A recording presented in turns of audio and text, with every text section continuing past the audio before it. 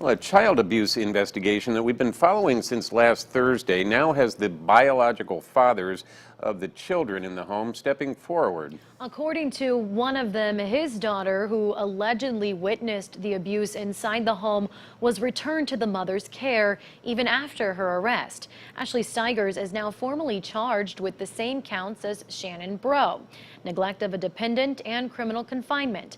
They're accused of tying up two of the children in the home using a restraint system. In light of the formal charges, the court has now issued a no-contact order against Stigers for the children. But the father of a girl in Stigers' care, who was not the target of the alleged abuse, says he's unhappy with how DCS placed his child after the initial arrests. News 18's Jenna Liston is live outside the Tippecanoe County Jail to share what we know so far. Jenna? Yeah, Kayla and Jeff, it's a little bit of a confusing situation, but hopefully I can clear some things up for you. The father that I spoke to said that he has filed custody charges against Ashey Stigers for multiple times now, and he's trying to get in touch with DCS as we speak to see if his daughter, who was a witness and was not technically being abused, still falls under the same category under the no contact order. He says that he just wants his daughter to be at home safe with him. It may not have been done to her, but she had to see what was going on. Isaiah Ramos says his daughter wasn't physically hurt, but was scarred emotionally. Ramos said DCS caseworkers originally told him that because Shannon Breaux allegedly hurt the children and Ashey Stigers was only a witness, his daughter was released back into the home last Friday night. You know, I've been fighting for quite some time.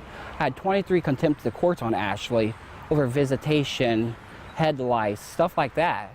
You know, and all she got was nothing. He says when he asked his daughter how she felt about going back, she was hesitant. Over the weekend, family members and neighbors rallied together to make their voices heard. Father Nicholas Campbell is here to support Ramos for his daughter, but he says knowing this allegedly happened to his son is heartbreaking. I cannot believe at 6 years old he had to go through something this horrific. It doesn't matter to me who was actually the one doing the physical restraining. They're both just as guilty of it. I mean, if you sat right there and watched and allowed it to happen, and to me, that makes her no less guilty than him. Ramos hopes this message will change the situation. That's one of my concerns. What if mom does take him back? What's going to happen now since he's been in jail and in trouble? It could be worse than what it was the first time. Now, Ramos says he is scheduling another emergency hearing with an attorney once he gets one. And I also talked to Tippecanoe County Prosecutor Pat Harrington on the situation. He says they're working closely with DCS on this case. And he said that everyone who was a witness or involved was interviewed in this as well. We have also reached out to DCS and not received a comment back, but we'll continue to follow the story as it develops. Live in Tippecanoe County, Jenna Liston, News 18.